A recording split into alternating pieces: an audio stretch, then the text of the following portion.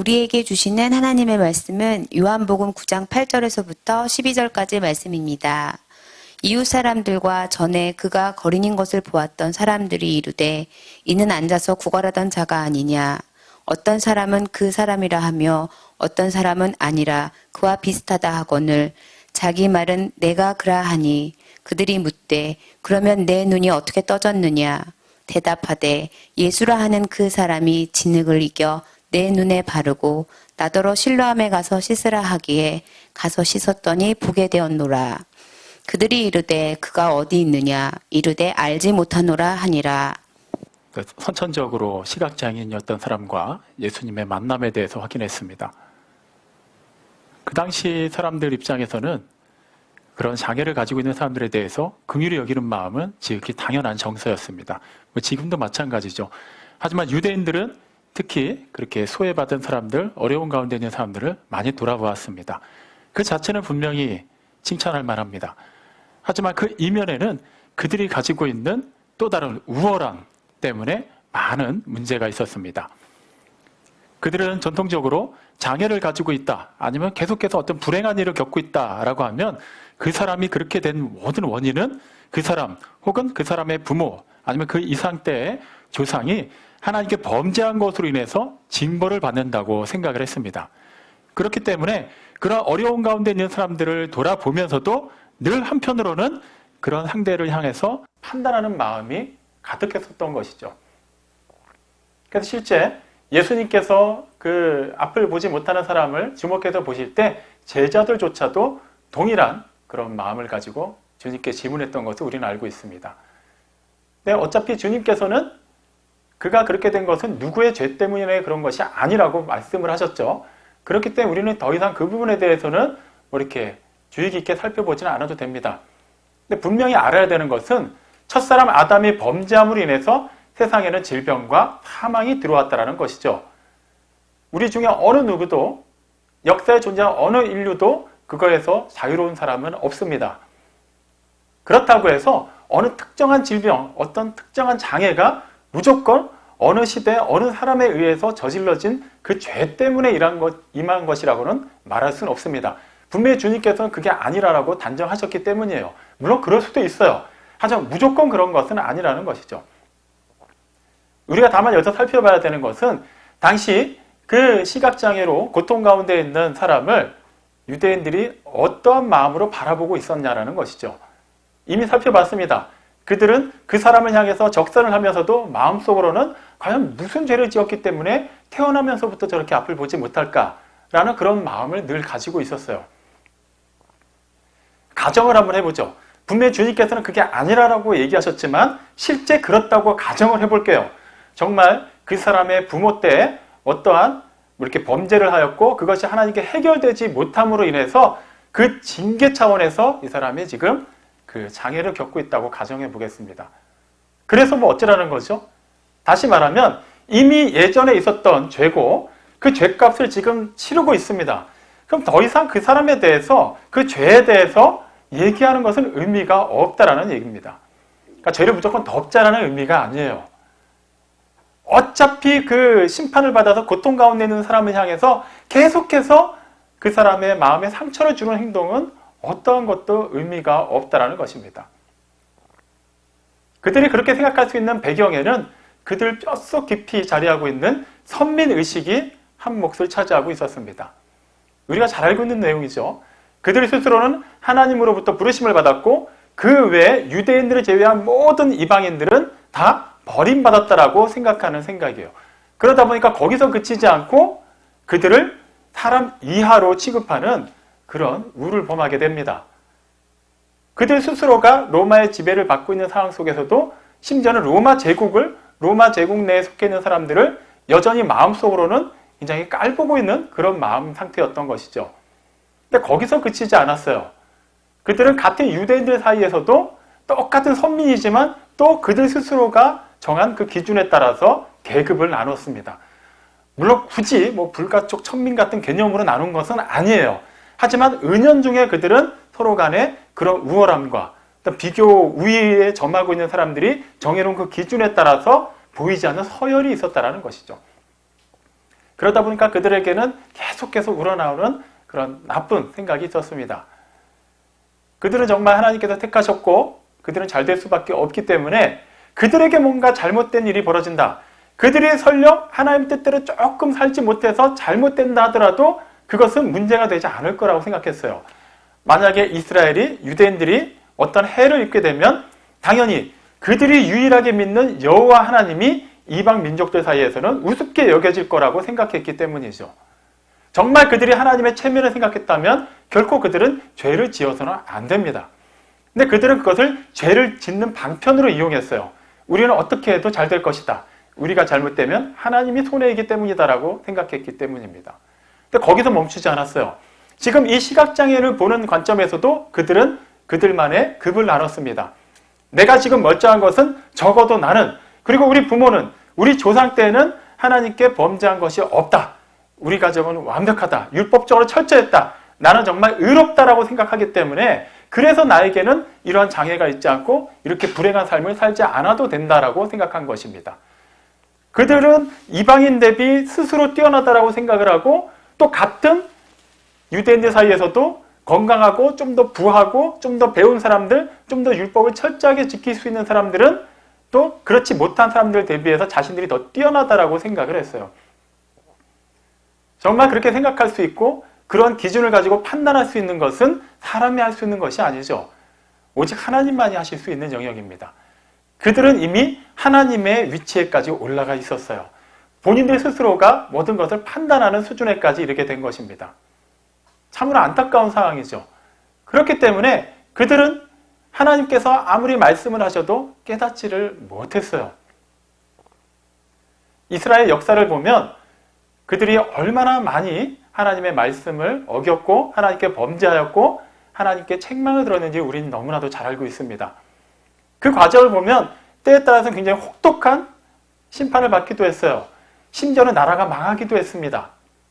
그런데도 지금 이 시점, 본문을 바라보고 있는 이 시점에서는 아직 이스라엘이라는 나라가 존재하고 있어요. 어떻게 그게 가능할까요? 하나님께서 그들을 포기하지 않으셨기 때문이에요. 여전히 그들을 사랑하시고 그들에게 기회를 주시고 여전히 그들이 돌이켜서 하나님께로 돌아오기를 바라시면서 계속해서 그 시간을 참아주고 계신 겁니다. 근데 그들은 그걸 이해하지 못했어요. 이해하려고 하지도 않았어요. 본인들은 완벽하기 때문에 하나님께서는 어떻게 그들이 살아내도 다 용납하실 것이라고 아무렇지도 않게 생각하고 있었죠. 그렇게 영적으로 무지한 사람들, 그 사람들에게 주님께서 지금 이제 말씀하고 계시는 겁니다. 자, 그런 상황이 계속 진행되는 가운데 이렇게 요한복음 9장이 시작되면서 그 처음에 등장한 사람이 앞을 보지 못하는 시각장애인이라는 것은 상당히 시사하는 바가 큽니다. 실제 그 시각장애인이 다른 유대인들, 일반적인 유대인들의 영적인 상태를 그대로 보여주고 있기 때문이에요. 근데 시각장애인 중에서도 선천적인 시각장애인이라는 거, 이걸 주목해 볼 필요가 있습니다.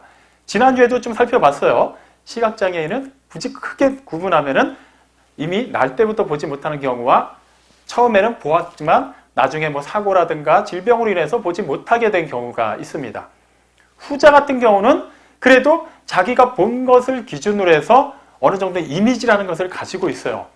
그 다음부터는 보지 못하더라도 어떠한 것을 설명을 듣거나 만지면은 자기가 기존에 봤던 것을 기준으로 해서 어느 정도 그것을 생각해낼 수가 있습니다. 하지만 선천적으로 보지 못하는 사람은 완전 얘기가 달라요. 제대로 볼 수 있는 사람과 시각장애인 사이에 어마어마한 괴리가 있는 것처럼 같은 시각장애인들 사이에서도 선천적인 경우와 후천적인 경우는 말로 표현할 수 없는 괴리가 있습니다. 아예 보지를 못했어요. 본다라는 개념이 없어요. 우리가 이해하는 것처럼 색깔이라든가 이미지라든가 여러 가지 형상에 대한 어떠한 정보도 들어가 있지 않은 사람입니다. 우리에게 보통 이제 오감이라고 말하는 기본적인 감각 5가지가 있죠. 뭐 시각, 청각, 후각, 촉각, 미각, 이렇게 5가지가 있는데 어떻게 보면은 그 중에 시각 하나가 없다? 그럼 나머지 4개는 온전한 거니까 80%는 기능을 가지고 있는 것이고 그것을 바탕으로 살아갈 수는 있습니다. 어떻게든 남의 도움을 받을 수 있고 학습을 통해서 기본적으로 살아가는 데 필요한 삶의 지혜라든가 경험을 얻을 수가 있어요. 하지만 아무리 그렇게 하더라도 선천적인 시각장애인이 결코 알 수 없는 개념이 하나 있습니다. 그건 바로 하늘입니다. 다른 거는 만질 수가 있어요. 한 번도 본 적이 없다더라도 만진 것을 바탕으로 설명을 들은 것을 바탕으로 어떻게든 그만의 그런 상상할 수 있는 그런 개념이 잡혀 있는데 하늘은 만져도 알 수가 없어요. 보아도 알 수가 없어요. 한 번이라도 보지 않으면 절대 하늘은 알 수가 없습니다. 여러분 하늘하면 어떤 생각이 드세요? 하늘에 대해서 정의하십시오. 떠오르는 게 무엇입니까? 라고 얘기한다면 굳이 사전적으로 얘기하지 않아요. 사전적인 정의는 이런 겁니다. 지평선이나 수평선 너머로 있는 무한대의 공간을 하늘이라고 해요. 우리 그렇게 생각하나요? 아니에요. 보통 그냥 파란 하늘을 생각합니다. 구름이 있고요. 낮에는 태양이 이렇게 빛을 비치고 밤에는 달이나 별이 빛을 비추는 그런 이미지를 떠올리죠. 그렇기 때문에 선천적 시각장애가 있는 사람들은 그런 이미지가 아예 없어요. 결코 그것을 이해할 수 없습니다. 그런데 지금 이 요한복음 9장을 시작하면서 그런 하늘을 이해하지 못하는 사람이 등장했다는 것은 결코 우연이 아니라는 것이죠. 실제 그 당시 유대인들이 처해 있는 상황이 그런 상황이었어요. 하늘을 알지 못했어요. 물론 그들은 눈을 들어서 하늘을 볼 수 있었지만 실제 하늘의 의미를 알지 못했어요. 깨닫지 못했어요. 그러니까 어떤 문제가 생겼을까요? 하늘로부터 임하신 분을 그들은 이해하지 못한 거예요. 그들 기준에서 가지고 있는 하늘에 대한 개념으로 보면은 하늘로부터 임하신 분은 그들의 필요를 채워주시는 분이어야만 했어요. 그들이 정말 원하는 것을 채워줄 때, 정말 우리가 그렇게 고대하던 하늘로부터 임한 그리스도구나라고 인정할 수가 있었어요. 그들이 가지고 있는 그런 왜곡된 이미지, 결코 제대로 본 적도 없고 깨닫지도 못하고 그들 스스로가 창작해낸 어떤 새로운 차원의 하늘, 그 개념에서 그 모양에 맞는 분이 오시지 않으면 그들은 결코 그분을 하나님으로 인정할 수가 없었던 것입니다. 그들 스스로는 빛 가운데 거한다고 하는데 실제 그들은 빛 가운데 거하는 자들이 아니었어요. 그들 스스로는 생명이 있다고 하는데 실제 그들은 죽어있는 사람들이었습니다. 그렇기 때문에 실제 생명이신 주님이 왔을 때, 빛이신 주님이 왔을 때 받아들이질 못한 거예요. 그들 스스로가 빛이라고 생각하고 있기 때문에 빛의 반대급부로 주님을 오히려 어둠이라고 생각하고 주님을 계속해서 밀어내게 된 것입니다. 시각장애인도 마찬가지죠. 주님께서 그를 먼저 발견하시고 그에게 다가가셨어요. 그는 주님을 발견할 수가 없었습니다. 그에게는 완전히 눈이 닫혀 있었기 때문에 주님을 볼 수가 없었어요. 마찬가지예요. 빛이신 주님께서 그분의 백성들을 향해서 오셨지만 정작 그들은 어두움 가운데서 주님을 깨달아 알지 못했습니다. 그 시각장애인은 자신의 그 연약함을 회복시켜 주실 수 있는 분을 볼 수 없었기 때문에 주님이 자신에게 다가올 때까지도 이분이 과연 나에게 무엇을 해줄 수 있는지 전혀 생각하지 못했어요. 혹시라도 기대했다면 아무래도 동전 한 두 잎이라도 주지 않을까라는 그 정도 생각밖에 하지 못했을 겁니다. 마찬가지예요. 하나님의 아들이 직접 사람들 사이에 세상에 오셨지만 그리고 그렇게 죄인을 찾아서 구원하려고 하셨지만 스스로가 의롭다고 여기는 당시 사람들 입장에서는 전혀 주님이 필요하지 않게 된 것이죠. 당연히 주님이 오셔도 그들의 필요와 부합하지 않기 때문에 전혀 상관없는 사람으로 대했던 것입니다. 자, 이러한 배경을 살펴볼 때 그들이 그 시각장애인을 향해서 과연 저 사람이 저렇게 보지 못하게 된 게 그 스스로의 죄 때문인가 아니면 부모의 죄 때문인가 라고 말할 만한 자격이 있을까요? 없습니다. 그들은 스스로 하나님을 안다고 생각하고 스스로 의롭다고 생각하고 스스로 영생을 얻었다고 생각하지만 전혀 그들 자신에 대해서 알지 못하고 있었어요. 당연히 하나님에 대해서도 그들은 철저하게 무지한 사람들이었습니다. 주님께서 계속해서 그동안에 그들의 무지함을 깨치시려고 말씀을 하셨죠. 근데 여전히 그들은 받아들이지 않았어요. 그래서 요한복음 9장의 기록에 보면 또 다른 방법으로 주님께서는 자신이 하나님의 아들 되심을, 그들이 얼마나 영적으로 무지함을 깨우쳐 주십니다. 지난주에 살펴본 내용 그대로예요. 그 시각장애인에게 가셔서 땅에다 침을 뱉어서 진흙을 이기신 다음에 그 사람 눈에 발라주셨어요. 그리고는 실로암 못에 가서 씻으라고만 하셨죠. 그 사람은 그대로 순종하여서 실로암 못에 가서 씻었고 실제 눈이 밝아지는 그런 놀라운 역사를 체험하게 되었습니다. 그리고 오늘 읽은 요한복음 9장 8절부터 본문을 보면 그가 다시 이제 돌아왔어요. 그러고 나니까 사람들 사이에서 여러 가지 이제 반응들이 보이기 시작했겠죠. 본래 그는 시각장애인으로서 어느 길가에 앉아서 오가는 사람들에게 그렇게 구걸하는 것으로 이렇게 삶을 살았던 사람입니다. 그랬던 사람이 더 이상 어느 길가에 앉아있지도 않고 구걸하지도 않고 멀쩡한 모습으로 나타났어요.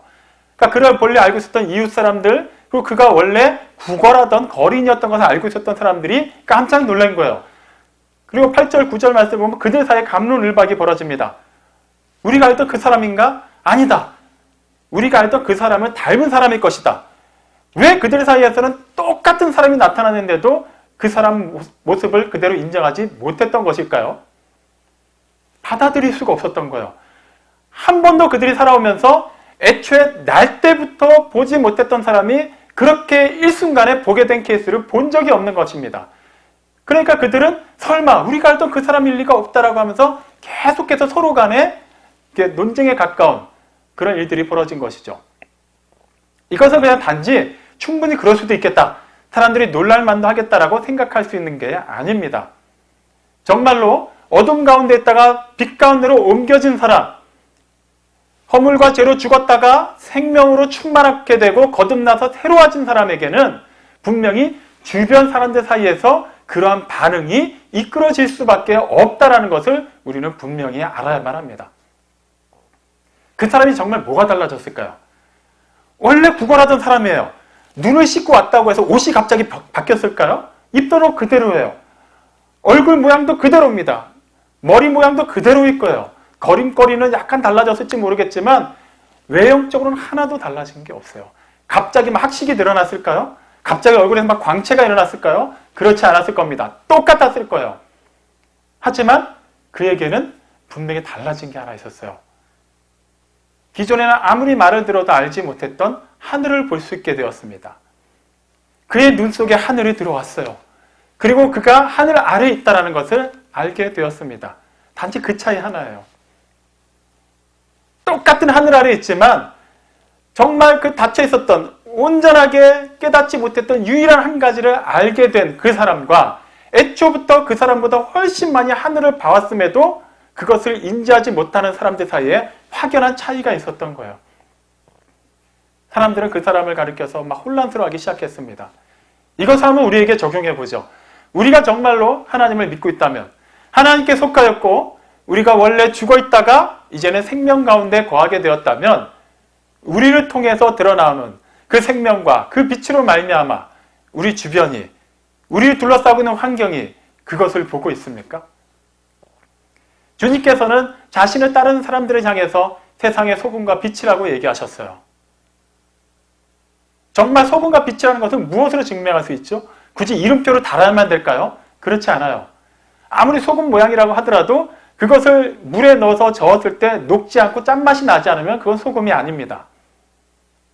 빛이라고 해서 비쳤는데 전혀 어둠을 물리치지 못한다면 그건 빛이 아니에요. 마찬가지입니다.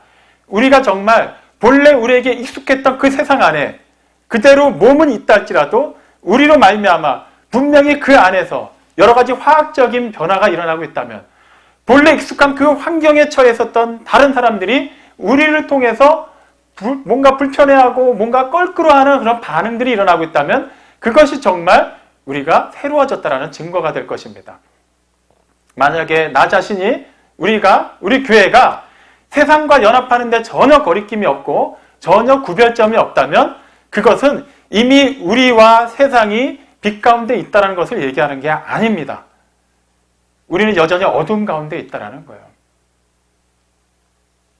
사랑하는 성도 여러분, 정말로 우리가 거듭나고 새로워졌다면 우리로 말미암아 기존의 옛사람이 불편해하는 것은 지극히 당연한 일입니다.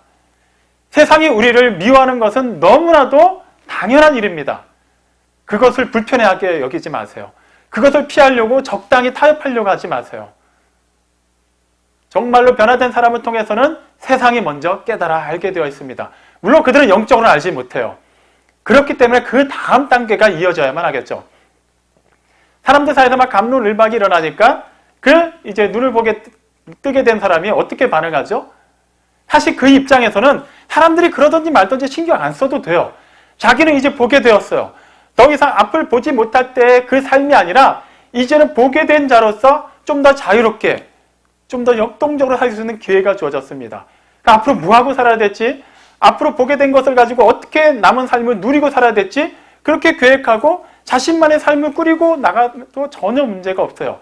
굳이 사람들이 자신에 대해서 뭐라고 판단하든 중요하지 않습니다. 이제는 거린도 아니고 이제는 사람들에게 업신 여길 만한 대상도 아니기 때문이에요.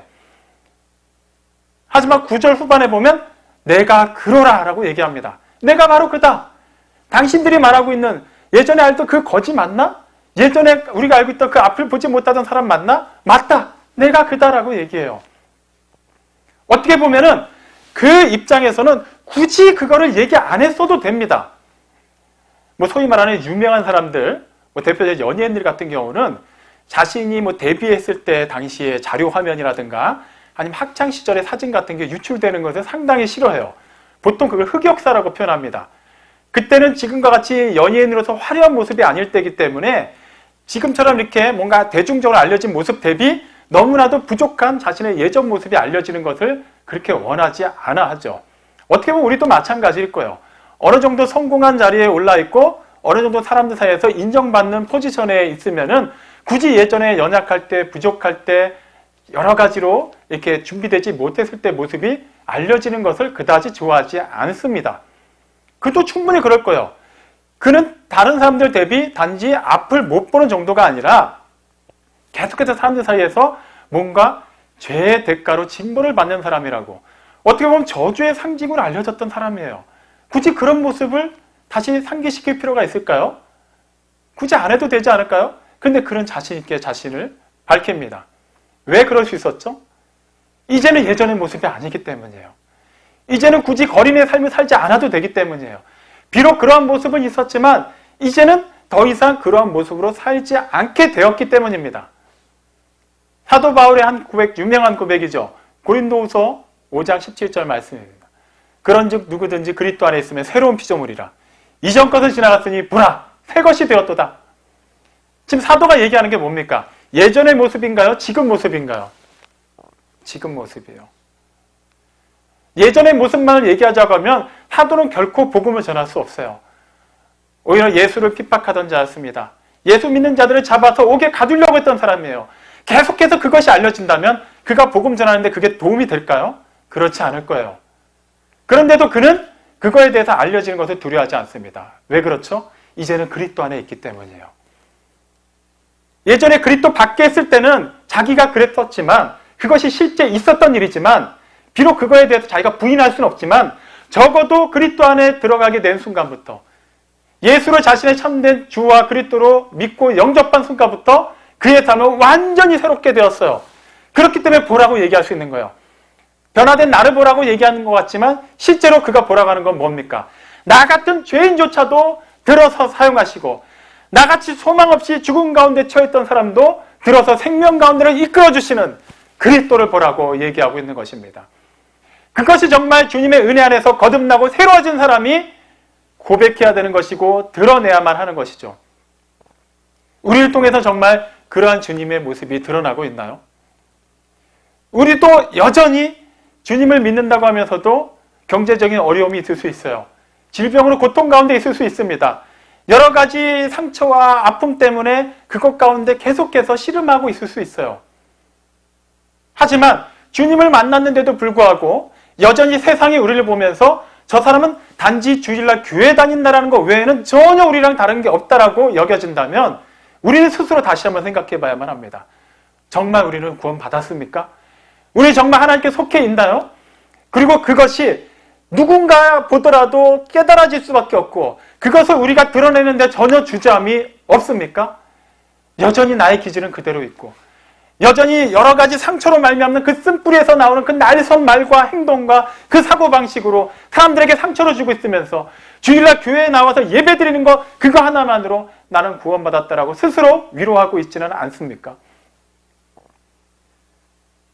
오히려 우리는 우리가 무엇을 하였고 우리가 얼마나 열심히 신앙생활하였고 지가 어떤 직분을 가지고 있고 그것을 바탕으로 해서 내가 마치 어떠한 삶을 살아도 나에게도 비록 나의 여전히 연약한 예전의 모습이 드러난다 할지라도 어쨌거나 나는 하나님의 속한 사람이고 하나님의 은혜 안에 있다라고 얘기하고 있다면 우리는 지금 이 선천적으로 앞을 보지 못하다가 보게 된 사람의 변화된 삶을 지켜봐야만 합니다. 그는 보지 못할 때는 보지 못하는 것을 그대로 인정했어요. 보게 되었을 때는 보게 된 것을 인정하였고 어떻게 그 일이 가능하게 되었는지 또한 인정합니다. 그러니까 사람들이 어떻게 반응을 하죠? 그럼 너가 어떻게 눈을 뜨게 되었느냐라고 묻습니다. 그는 그대로 얘기해요. 예수라는 그가 나에게 그 진흙을 이겨서 눈에다 바르고 실로암 못에 가서 씻으라고 하기에 그대로 했을 뿐인데 내가 이렇게 보게 되었다라고 얘기해요. 이것이 정말 예수를 만난 사람의 고백입니다. 꾸미지 않아요. 자기의 느낌을 얘기하지 않아요. 있는 그대로 자기가 경험한 그대로를 전달할 뿐입니다. 분명히 주님께서도 말씀하셨죠. 성령이 임하시면, 오직 성령이 임하시면 너희가 권능을 받을 것이다. 그 다음에 예루살렘과 온 유대와 사마리아 땅끝까지 이르러 무엇이 되리라? 내 증인이 되리라고 말씀하셨어요. 나를 조금 더 좋게 표현하는 사람이 되라고 얘기하지 않았어요. 나에 대해서 세상이 좀 더 부담 없이 받아들일 수 있도록 잘 포장해서 얘기하는 사람이 되라고 얘기하지 않으셨어요. 증인이 되라고 얘기하셨어요. 네가 본 것을 그대로 얘기할 것이다. 네가 들은 것을 그대로 얘기할 것이다 라고 말씀하셨어요. 성령이 임하시면. 여러분은 정말 주님을 보셨습니까? 주님의 음성을 들으셨나요? 그렇다면 우리를 통해서는 우리가 본 주님의 모습이 증거되고 있습니까? 우리에게 들려진 그 음성이 세미한 음성이든 많은 물소리와 같은 너무나도 큰 소리가 됐든 간에 그 소리가 우리 입술 통해서 나가고 있나요? 주님과 하나 된 것으로 말미암아 우리가 정말 주님 안에서 그리스도 안에서 새로운 피조물로서 주님의 그 영광이, 주님의 그 은혜가, 주님의 사랑이, 주님의 구원이, 주님의 그 소망이, 주님의 생명이 드러나고 있습니까?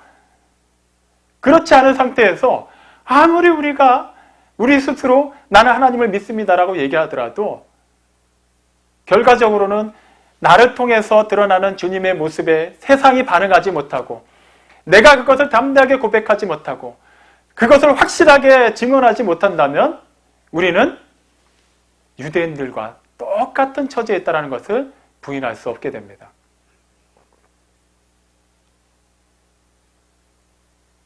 그들이 그렇게 주님의 말씀을 들었음에도 불구하고 깨닫지 못한 것, 여전히 그들의 눈에는 하늘이 들어오지 못했어요. 그래서 주님이 직접 찾아가셔서 그렇게 말씀하셨는데도 여전히 본인이 가지고 있는 경험, 본인이 가지고 있는 지식, 본인이 그 쌓아왔던 여러 가지를 바탕으로 해서 그 기준에 맞지 않으면 심지어는 하나님의 아들조차도 그들에게 그리스도가 되지 못했던 그 슬픈 현실이 이 시대에 우리 안에도 일어나서는 안 됩니다. 남들 탓할 필요 없어요. 나 자신부터, 우리 자신부터 다시 한번 살펴봐야만 합니다. 그의 그 솔직한 고백, 그 증언을 듣고 나서 사람들이 어떻게 반응했습니까? 오늘 읽은 본문 12절에 보면 그가 어디 있느냐라고 물어요. 그가 어디 있느냐? 보통 그가 어디 있느냐라고 물으면 이유가 뭘까요? 그 사람을 만나고 싶어서 묻겠죠. 그 사람의 거취를 확인하고 싶은 겁니다. 그런데 그들은 정말 긍정적인 의미로 주님을 찾았을까요? 그렇지 않았어요. 이미 이 눈을 뜨게 된 사람은 분명하게 얘기를 했어요. 예수라는 그 사람이 나에게 이렇게 하였다. 이미 예수라는 이름을 밝혔어요. 적어도 그 자리에서 그 사람에게 너가 어떻게 눈을 뜨게 됐느냐라고 물어본 사람들이라면 그 이름을 처음 듣는 사람들은 없었을 겁니다. 이미 예수님은 그 당시 갈릴리 지방뿐만 아니라 그런 예루살렘을 중심으로 한 유대 지방에서도 유명 인사가 되어 있었어요. 물론 대부분의 사람들에게는 그다지 좋지 않은 이미지기는 했지만 어쨌거나 주님이 그 3년 가까운 시간 동안에 사역을 해오시면서 많은 사람들을 고치셨죠. 가는 곳마다 그냥 권세 있는 말씀을 전하셨어요. 오병이어의 기적은 말할 것도 없고 실제 성전을 정화하시는 과정 중에 또 성전에서 담대히 하나님 말씀을 전하시는 중에 또 많은 사람들의 핍박이 있었지만 전혀 해를 입지 않으셨어요. 그리고 얼마간의 시간이 흐른 것인지 우리가 정확히 알 수 없지만 요한복음 9장을 기준으로 해서 그 앞에 내용인 8장의 내용의 마지막이 뭐였나요? 성전에서 주님의 말씀을 들은 무사람들이 돌을 들어서 주님을 치려고 했어요. 여전히 그들은 주님에 대해서 적대적인 감정을 가지고 있습니다. 그 상황 속에서 바로 그분이 이 사람의 눈을 뜨게 했다는 것을 들었어요. 다시 우리가 얘기를 처음으로 한번 끌어가 볼게요. 가정법입니다. 이 사람이 정말 그들이 생각하는 것처럼 이 사람의 죄가 됐던, 이 사람의 부모의 죄가 됐던 그 징벌의 개념으로 눈이 멀었다고 가정을 해볼게요. 그렇기 때문에 유대인들은 계속 그 사람을 볼 때마다 그렇게 생각을 했죠. 그렇다면 그는 지금 하나님의 심판 아래 있는 거예요. 그리고 이제 눈을 떴어요. 그럼 어떻게 된 겁니까? 여전히 하나님의 심판 아래 있는 건가요? 아니죠. 이제는 하나님의 심판이 해제된 거예요. 하나님의 은혜를 받은 거예요. 하나님께서 그에게 빛을 주셨고 생명을 주신 겁니다. 새로운 사람으로 완전히 다른 차원으로 이끌어 주셨어요. 그렇다면 그들은 부인할 수 없는 한 가지가 생긴 거예요. 이 사람이 적어도 우리가 알던 기준대로 그런 죄값을 치르고 있는 저주 가운데 있는 사람이었다면 이제는 그 저주가 해방되었고 완전히 자유롭게 된 사람이로구나. 이거는 하나님만이 하실 수 있는 일이구나라는 것을 부인할 수 없습니다. 그가 장애를 가지고 있을 때도 하나님께서 그렇게 하셨다라고 믿고 있었기 때문이에요. 근데 그 일을 누가 했다고요? 예수라는 그 사람이 한 거예요. 그들이 직접 본인이 내가 바로 하나님께로부터 나와서 왔다, 내가 하나님의 아들이라고 말한 그 예수라는 사람을 그렇게까지 죽이려고 했는데 실제 그 사람이 한 말 그대로 된 거예요. 하나님만이 하실 수 있는 일, 하나님으로부터 나와서 오셨고 하나님의 아들이기 때문에 하실 수 있는 일을 진짜 하신 거예요. 그렇다면 이제 그들은 어떻게 반응을 해야 될까요? 아, 우리가 그렇게 죽이려고 했던 사람, 우리가 그렇게 철저하게 무시했던 사람, 그 사람이 하나님의 아들이 맞구나라고 생각해야만 했을 것입니다. 그렇다면 그들은 주님을 찾아야만 했을 거예요. 그리고 주님 앞에 무릎 꿇고 회개해야만 했을 것입니다. 그리고 주님의 말씀을 듣고 따랐어야만 해요. 다음 주에 계속해서 이것과 관련된 내용을 살펴보겠습니다만 그들 가운데 어느 누구도 그렇게 하지 않습니다. 오히려 다음 주에 살펴볼 내용에 보면 그날이 안식일이었다는 이유만으로 오히려 안식일에 해서는 안 된다는 일을 했다고 해서 주님을 더욱더 적대적인 마음으로 대하는 것을 보게 됩니다. 우리는 1년의 이 과정을 보면서 지금 이 짧은 스토리 가운데 보지 못하다가 보게 된 사람, 그리고 애초에 볼 수는 있었지만 여전히 영적으로는 보지 못하는 사람들의 이야기를 살펴봤어요. 유대인들을 볼 때마다 많이 답답합니다. 안타깝기까지 해요. 그리고 얼마든지 그들을 향해서 비난할 수 있습니다. 하지만 그들의 그러한 모습은 우리의 예전 모습을 그대로 보여주고 있어요. 어쩌면 지금 우리의 모습일지도 모르겠습니다. 그렇다면 우리는 어떻게 해야 될까요? 정말 하나님께서 기회를 주실 때, 계속해서 우리에게 말씀을 주실 때 반응을 해야만 합니다. 그 눈을 뜨게 된 사람이 처음에 앞을 보지 못할 때 그런 주님을 보지 못했는데도 어떻게 눈을 뜨게 됐을까요? 나머지 살아있는 그의 감각을 이용해서 주님의 모든 것을 받아들였어요. 그 주님의 음성을 들었어요. 그리고 그 음성을 들은 대로 따라했을 뿐입니다. 여러분, 뭔가 앞이 꽉 막히는 문제 때문에 앞을 보여달라고 기도하고 계십니까? 주님께서 주신 다른 그 귀한 감각을 잘 활용하세요. 앞이 안 보인다면 주님의 음성은 분명히 들릴 겁니다. 왜 그거에 반응하지 않으시는 거죠? 주님의 음성을 듣고 싶은데 들리지가 않습니까? 볼 수 있잖아요. 우리에게 기록된 말씀이 있지 않나요? 근데 왜 말씀을 보지 않습니까? 보이지도 않습니다. 들리지도 않습니다. 속이 터질 것만 같아요. 사람들이 이해해주지 못합니다. 뭔가 속 시원한 답을 얻고 싶은데 그렇게 할 만한 방법을 모르겠어요. 주님께서 기도하라고 말씀하지 않으셨나요? 그 기도 가운데 응답하시겠다고 약속하지 않으셨습니까? 그런데 왜 우리는 기도하지 않는 것이죠? 정말로 우리가 주님을 만났다면, 주님 안에 있다면 주님께서 우리에게 그분의 모습을 보여주시고 그분의 음성을 들려주시고 그분의 그 사랑의 손길을 우리를 만져주시고 우리를 이끌어주시고 계속해서 우리 안에, 우리로 하여금 그분 안에 거하게 하시는데 왜 우리는 그거에 대해서 전격적인 반응을 하지 않고 있습니까? 유대인들을 탓할 필요가 없어요. 그들의 모습이 바로 우리의 모습입니다. 사랑하는 성도 여러분, 하나님께서 지금이라도 우리의 심령을 흔들어서 깨우치시고 다시금 하나님께로 돌이키시고자 하실 때 그것에 그대로 반응하십시오. 여러분이 말씀을 보실 때, 찬양하실 때, 기도할 때 하나님께서 주시는 그 삶 속에서의 여러 가지 그 영감 속에서 깨우쳐 주시는 것 그대로 반응하시기 바랍니다. 여전히 나의 자아가, 나의 옛사람이, 나의 경험과 나의 계획이 그것을 꽉 차지하고 있다면 그것을 억지로 몰아내려고 하지 마세요. 하나님을 그대로 받아들이세요. 하나님을 추구하세요. 빛이 임하면 어둠은 물러가게 되어 있습니다. 애써 어둠을 먼저 몰아내려고 하지 마세요. 내가 어두운 가운데 있는 동안은 절대 그것을 이룰 수 없습니다. 소금으로 부름받은 거, 그 스스로가 이게 맞는지 정체성에 혼란을 일으키지 마세요. 썩어져 가는 곳에 들어가세요. 맛이 이른 곳에 들어가시면 됩니다. 녹아져야만 해요. 우리의 모습 그대로 유지하려고 하면 절대 우리는 그 역할을 감당하지 못해요. 정말 주님께서 말씀하신 것 그대로 내어 맡기시기 바랍니다. 하나님께서 역사하십니다. 앞을 보지 못했던 그 사람이 하늘을 보게 되고 하늘 안에 있게 되었고 그 하늘을 깨닫게 되었기 때문에 그는 완전히 다른 차원의 사람이 되었어요. 하늘로부터 임하신 주님이 우리 안에 지금도 살아 역사하고 계십니까? 그렇다면 된 것입니다. 그 다음부터 주님께서 이끄시는 대로 그대로 내어 맡기십시오. 여전히 내 안에 하늘이 가득하지 못합니까? 하늘을 보지 못합니까? 그렇다면 그것을 깨우쳐 주실 때 어떤 방법으로든 하나님께서 이끌어 가실 때 순종하며 따르시기 바랍니다. 반드시 그러한 삶을 통해 그러한 우리 각 사람을 통해 하나님께서 작정하신 일을 이루실 것입니다. 그렇게 주님의 그 복을 누리고 그 은혜 안에서 삶을 살아내며 그것을 신실하게 증거하는 모든 주님의 사람들이 다 되시기를 축원합니다.